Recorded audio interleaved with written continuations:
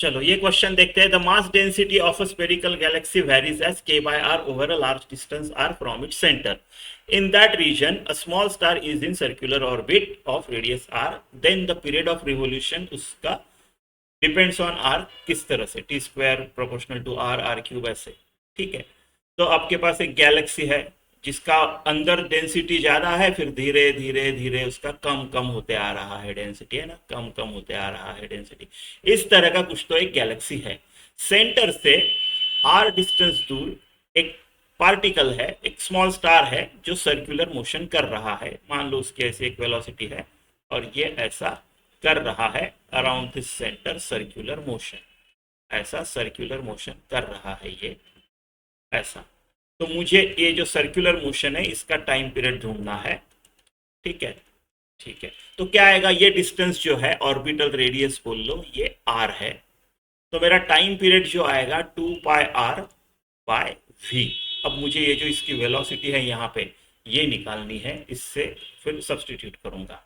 ठीक है, तो वेलोसिटी के लिए मैं क्या करूंगा, ये अंदर का मास देखना पड़ेगा आपको। देखो आप ऑर्बिटल वेलोसिटी कैसे लिखते हो, जो ये जो अंदर का मास है, this will provide some gravitational force, attract करेगा किसी ग्रेविटेशनल फोर्स से, that force will act as centripetal force. तो gravitational force acts as centripetal force, इस चीज को लेके मेरे को निकालना है।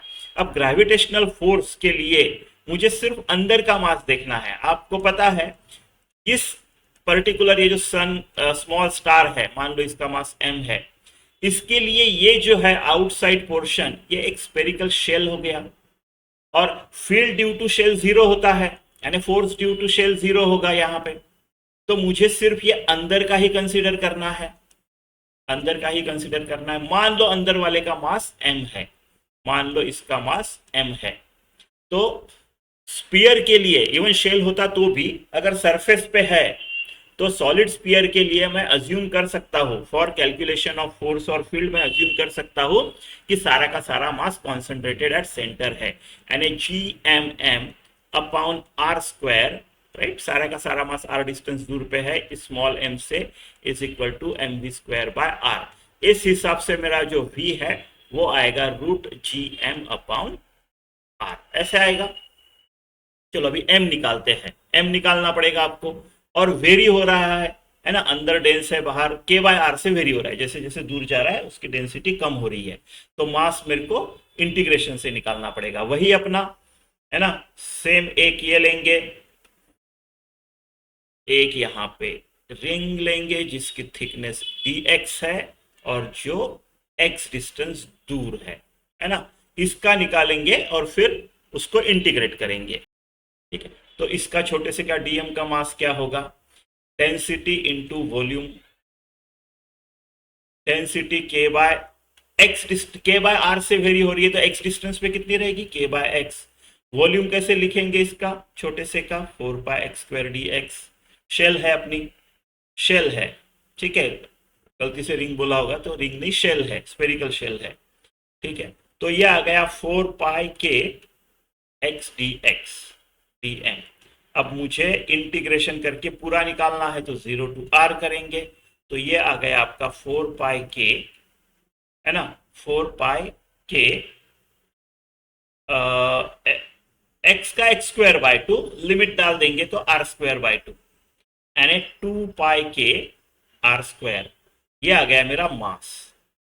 ठीक है, तो इसमें मास रख देते हैं, तो ये आपका हो गया जी इंटू 2πk(r²), 2πk(r²), हाँ, अपॉन r। तो ये आ गया आपका इतना।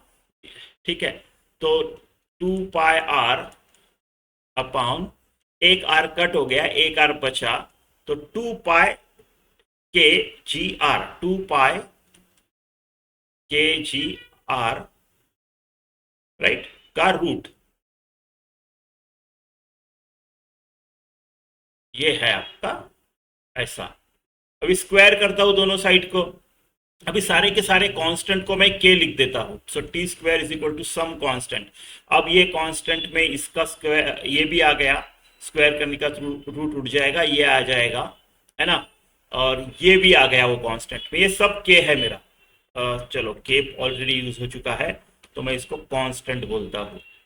तो सम कांस्टेंट ये सारा ऊपर का आर स्क्वायर हो गया और नीचे का आर हो गया, रूट निकल गया।